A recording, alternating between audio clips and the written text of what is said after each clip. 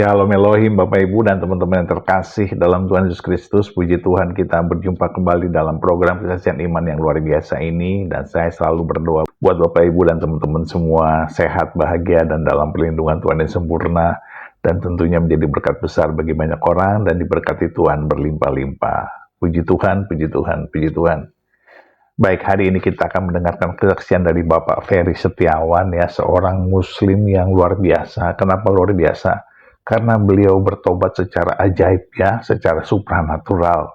Saat itu ketika kakaknya yang Muslim sakit keras, keracunan, dan tidak ada obatnya dan kemungkinan bakal meninggal dunia, tidak ada lagi yang harus dikerjakan. Akhirnya disarankan supaya kakaknya itu dibawa ke gereja. Kenapa dibawa ke gereja? Karena kakaknya ingin mati dalam iman Kristen. Ini luar biasa sekali, tiba-tiba kakaknya ingin mati dalam iman Kristen. Terpaksalah Pak Ferry Setiawan yang Muslim ini mengantar kakaknya ke gereja. Hanya untuk ke gereja, tidak didoakan, tidak diapa-apakan. Hanya ke gereja dan duduk di gereja. Dan ketika di gereja itulah kakaknya yang duduk itu saja sembuh dari keracunan. Dan itu luar biasa membuat Pak Ferry takjub akan kuasa daripada Tuhan. Dan dari situlah beliau murtad dan menjadi pengikut Kristus. Bagaimana kisahnya yang luar biasa dan penuh keajaiban di dalam hidupnya walaupun getir. Mari kita saksikan bersama-sama. Tuhan memberkati. Shalom, saya perkenalkan, nama saya Ferry Setiawan. Saya terima Tuhan Yesus tahun 2014. Saat itu saya dan keluarga sedang kumpul, bicara sama istri, sama anak. Tiba-tiba kakak saya pulang ke rumah saya malam-malam. Dia bilang kalau dia keracunan obat. Pas saya suruh masuk, saya lihat muka bengkak, tangan bengkak, kaki bengkak. Saat itu saya berpikir umurnya nggak panjang lagi, paling 2-3 hari. Akhirnya saya bingung karena saat itu status saya sebagai anak Muslim dan lingkungan saya juga saudara-saudara sekeliling kita itu semuanya Muslim. Akhirnya saya bicara sama kawan saya pada saat saya olahraga pagi. Saya bilang kakak saya keracunan obat. Lalu teman saya bilang bawa aja ke gereja. Karena kakak saya bilang kalau sampai dia meninggal, tolong saya dikristenkan. Akhirnya saya bicara, saya bawa ke gereja hari Minggu jam 5 sore. Habis ibadah, pada waktu ibadah saya ikut beribadah. Dada saya getar sendiri, gemetar saya. Nah setelah itu, kakak saya pulang jam 7 setelah ibadah. Besok paginya yang bengkak-bengkak muka, tangan, kaki bengkak, semuanya hilang. Luar biasa. Cuman duduk di bangku gereja yang bengkaknya hilang. Tidak ada yang doakan. Minggu kedua, saya ngantar. Minggu ketiga, minggu keempat, saya disidangkan. Saat itu istri saya yang menyidangkan ditanya, setiap minggu kamu ngantar kakak kamu ke gereja, bukan hanya ngantar kamu, tapi kamu ikut ibadah. Itu kamu nggak benar, karena kamu Muslim. Akhirnya saya bilang, ya udah, kalau kamu katakan nggak benar, terserah kamu. Akhirnya istri saya, sejak dari itu, saya sama istri saya sudah tidak baik hubungan rumah tangga. Sampai titik akhirnya, singkat cerita, istri saya nggak terima. Anak saya dibawa kabur menjelang lebaran saat itu. Ferdiansa yang laki-laki nomor 2, sama Felisa yang kecil. Dibawa lari ke Lampung. Saya nggak curiga, anak saya yang besar, Feren bilang, papi hati-hati. Mami pasti bawa kabur adik-adik kita. Benar. Kebetulan saya dan sekolah anak-anak saya dekat. Anak saya sekolah di Notre Dame, ya, SD Notre Dame. Saya datang ke sekolahan, saya dikasih alamat, cuman dikasih alamat dari sekolah itu, nama sekolahnya SD Negeri 1 Bandar Laut, Bandar Lampung. Saya buta Lampung saat itu. Saya pergi ke Lampung sama Feren bawa mobil, kencang terus. Sepanjang jalan saya Sepanjang jalan saya menetes air mata. Sampai di Merak saya naik kapal laut. Saya bengong sepanjang jalan. Sepanjang perjalanan saya bengong, saya naik di atas kapal. Saya telepon teman-teman pendeta, semuanya nasihatin saya, awas kamu, hati-hati. Jangan macam-macam, dia bilang. Nanti kamu lompat dari atas kapal. Saat itu pikiran saya kosong, yang ada tentang anak saya. Sampai di Lampung, saya malam, saya buta Lampung. Akhirnya saya ketemu teman saya di Lampung, teman saya tahu nama sekolah itu. Akhirnya saya bermalam di Lampung, akhirnya sekarang sudah terlalu malam, saya bermalam di pom bensin, habis isi bensin. Kalau anak saya Feren tidur, saya nggak bisa tidur sampai pagi. Saya nangis terus. Akhirnya pagi-pagi saya ketemu sekolah itu. Pas saya ketemu, saya lihat nama anak saya di situ ada tercantum. Saya ketemu pengurus sekolah. Di situ saya berkecamuk pikiran saya. Ada pendeta yang menyarankan suruh culik lagi, ada yang suruh lapor polisi, ada yang suruh berdoa saja. Tapi lebih banyak yang nyuruh saya berdoa. 70% nyuruh saya berdoa. Akhirnya saya pulang lagi ke Jakarta dengan hampa. Setelah pulang Jakarta, saya cuma bisa di rumah nangis, tiap hari lihat foto anak saya di rumah nangis. Saya cuma baca Alkitab, dengar radio radio rohani, radio SSK, ya. Saya cuma bisa berdoa. Pada waktu berjalan terus, akhirnya proses istri saya telepon karena kelepakan uang. Nah, di situ saya setok uang sampai saya habis uang saya. Minta les 7,5 juta kita kirim, minta apa kita kirim. 1 tahun di Lampung dipindahin di Cimanggis. Setelah di Cimanggis, anak saya masuk kelas 1 SMP, yang kecil masuk kelas 1 SD di situ. Nah, yang 1 SMP ini kena tumor penjaga getah bening. Nah, saat itu terjadi tanggal 18 Agustus kalau nggak salah itu 2016. Nah, selang dari 18 ke tanggal 25. Tanggal 25 mau dibedah, hasil lab 2 rumah sakit positif tumor penjaga getah bening. Akhirnya saya doa, pas masuk ruangan bedah, dokter bilang apa? Ini apanya yang mau dibedah karena sudah bersih. Ya, kebetulan saya bawa fotonya. Ya, ini fotonya. Ini fotonya tumor kelenjar getah bening, namanya Ferdianse. Nah, ini sebelum didoakan. Nah, setelah didoakan, waktu mau dioperasi, dokter bilang sudah bersih. Apanya yang mau dibedah, dia bilang. Puji Tuhan, Tuhan itu luar biasa buat saya. Ya, tanpa Tuhan saya tidak ada apa-apa.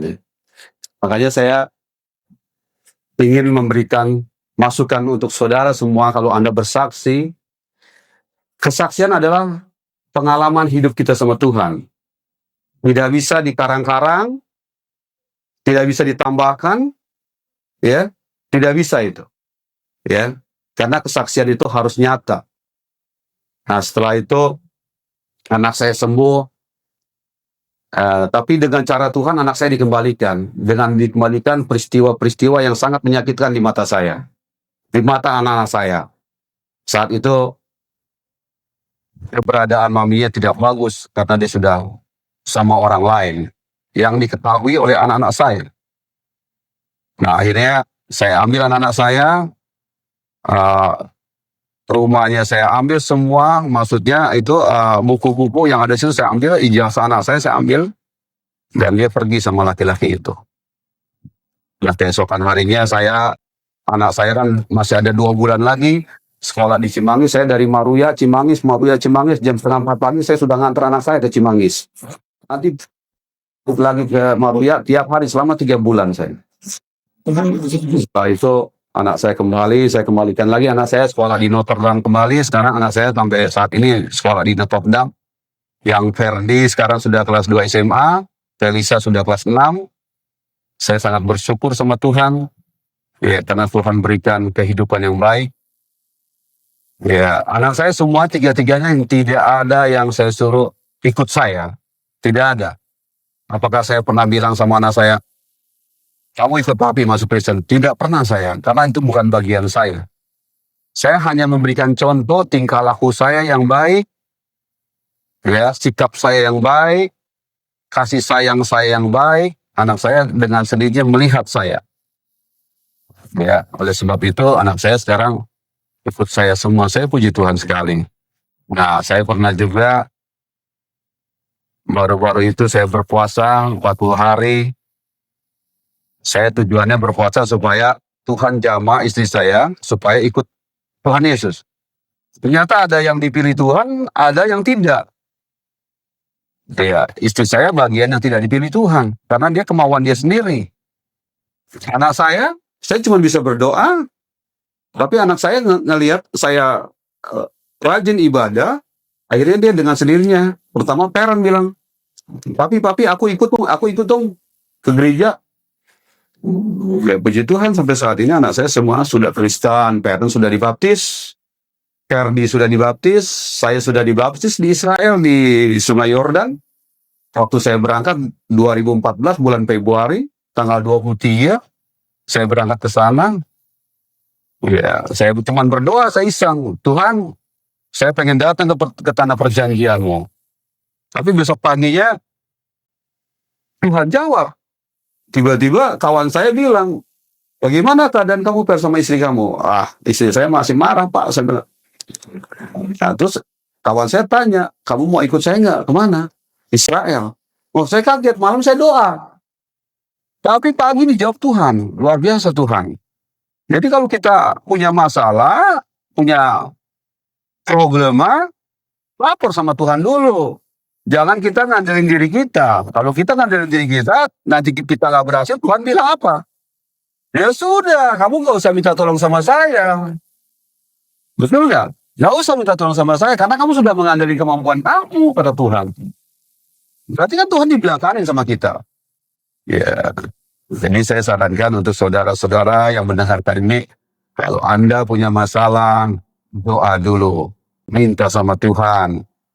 Tuhan kasih jawaban. Tapi dengan catatan, Anda harus sungguh-sungguh ikut Tuhan. Tidak bisa main-main. Saya banyak pengalaman. Saya lagi bawa mobil, teman saya tiba-tiba minta tolong datang ke rumahnya, anaknya kena guna-guna. Saya doain, besoknya anaknya laki-laki cowoknya itu. Bang ajar kamu ya guna-guna saya ya. Nah, dia bisa 3 tahun sama istrinya. Istrinya undang saya saat itu minta didoain. Dia ikut puasa sama saya. Nah, setelah puasa 2 hari dia jalin puasa, suaminya tiba-tiba datang nginep di rumahnya. Sampai sekarang ya dia damai kembali. Apa itu karena saya? Bukan. Saya tidak bisa apa-apa. Saya hanya sebagai alatnya Tuhan. Jadi saya tidak berani sombong. Tak berani saya. Sombong adalah milik Tuhan, bukan milik kita. Ingat itu. Ya, jadi banyak pengalaman yang lain lagi yang saya harus ceritakan. Saya menderita, ya, contohnya mau masuk sekolah, saya gesek, uang saya ternyata habis. Anak saya Senin mau masuk sekolah, buku, nggak ada uang. Saya ibadah di Citraland, tepatnya Abraham Gondas. Nah, saat itu saya mau ibadah jam 3 sore, jam setengah 3 kita udah nongkrong bertiga sama anak saya. Ferdiansa, Belisa, sama saya. Anak saya sudah pada bengong aja, besok mau sekolah, belum beli buku, ping. Itu saya bilang, udah, papi kan sudah baca firman semalam. Mintalah dalam nama aku. Minta aku kan, berikan. Tiba-tiba anak saya bangun nyamperin saya. Papi, ada uang, pi, ada uang. Uang jatuh dulu. Uang jatuh, mana. Saya pikir ada uang 50.000 atau 20.000 lembaran yang jatuh di lantai. Ternyata, anak saya bilang, itu, Ping, ATM keluar uang sendiri. Mana? Itu. Pas saya lihat, benar, ATM bunyi. Keluar uang. Terus saya ketawa-tawa. Padahal ada kamera di atas. Saya ambil uang itu. Terus saya jalan ke anak saya ketawa-tawa. Setelah saya ketawa-tawa, saya sadar. Dosa nggak saya? Saya teleponin teman-teman pendeta, semuanya mereka pada bilang itu caranya Tuhan. Kecuali saat itu ada orang banyak, orang ambil ketinggalan, kamu ambil itu kamu salah. Itu kan nggak ada orang keluar sendiri. Itu caranya Tuhan nolongin kamu. Bagaimana kalau misalkan kamu lagi jalan, di jalan ketemu bungkusan, pas dibuka uang 500 juta nggak ada alamatnya, gimana? Sama aja dengan seperti itu. Nah, iya juga saya pikir. Tapi saya tanya teman saya yang pimpinan bank, saya tanya masalah ATM bisa keluar uang sendiri, dia bilang nggak pernah terjadi dia. Dan tidak akan pernah dia bilang. Tapi dalam hati saya, sombong kamu ngomongnya. Kenyataannya bisa keluar uang sendiri kok, kan gitu. Bisa keluar uang sendiri itu. Nah, jadi saya rasakan Tuhan itu luar biasa. Ya, sama kejadian 2 tahun yang lalu, saya kena PHK sederhana, ya, gara-gara nggak ikut meeting, saya dikeluarin oleh perusahaan. Ya, saya anggap itu sudah rencana Tuhan, karena saya juga pengen coba-coba usaha sendiri. Akhirnya saya dikeluarkan. Saya cuma bisa doa sama Tuhan. Saya nggak ada mobil saya diambil, tapi Tuhan gantikan sekarang. Dan itu baik buat kita. Saya buat Anda juga semua, dengan catatan satu, setia sama Tuhan, jangan pura-pura setianya sama Tuhan. Benar orang kalau dibilang, mari kita tundukkan kepala, seakan-akan kita taat sama Tuhan. Tundukkan kepala satu gereja semua. Doa semua. Nyanyi diri semua. Ya, bukannya Tuhan lihat hati kita. Ya. Hanya saya ngalami kejadian belum lama, saya difitnah. Yang bilang saya katanya, yang aneh-aneh lah, saya nggak perlu cerita juga loh. Ingat Tuhan yang tahu. Ya. Cuman saya sarankan untuk Anda semua yang mendengarkan kesaksian saya ini, taatlah sama Tuhan. Agar kesulitan kita, Tuhan turut campur. Tuhan menolong kita. Itu yang paling penting. Dan saya sekarang merasa tenang hidup saya bersama anak-anak saya. Saya fokus dengan usaha saya fokus dengan cari uang, ya, membesarkan anak saya di jalan Tuhan. Ya, saya selalu ingatkan kita harus di jalan Tuhan. Di luar Tuhan kita akan hitam, gelap. Anda mau Tuhan. Oke, saya rasa cukup kesaksian saya untuk sementara. Sampai di sini. Shalom. Puji Tuhan, puji Tuhan, puji Tuhan. Kesaksian yang luar biasa dari Pak Ferry Setiawan. Kita melihat walaupun istrinya meninggalkannya, dia bukannya tidak berjuang. Pak Ferry berjuang, berdoa kepada Tuhan agar istrinya diselamatkan. Walaupun istrinya telah meninggalkannya dan pergi dengan laki-laki lain, Pak Ferry terus berdoa. Tetapi apa akhirnya? Memang Tuhan belum menyelamatkan istrinya. Dan sampai saat ini, Pak Ferry hidup dan ketiga anaknya yang telah menjadi anak-anak Tuhan telah dibaptis dan menjadi pengikut Kristus yang luar biasa. Dan inilah keajaiban Tuhan dalam sebuah keluarga yang dahsyat, yang kita tidak mengerti bagaimana seseorang yang tidak mengenal Kristus bisa menjadi pengikut Kristus. Seseorang yang tidak paham kekristenan bisa menjadi sayang dan menjadi mengasihi Tuhan. Luar biasa sekali. Mari Bapak Ibu, inilah kisah yang dahsyat. Kita terus berdoa, kita terus bersyafaat, kita terus bersaksi dan menjadi berkat besar bagi banyak orang. Dan kita terus menyebarkan kasih Kristus bagi sesama kita. Tuhan beserta kita dan memberkati kita dengan limpahnya, sekarang dan sampai selama-lamanya. Di dalam nama Bapa dan Anak dan Roh Kudus, di dalam nama Tuhan Yesus Kristus. Haleluya, haleluya, haleluya, haleluya. Amin, amin, amin, amin, amin.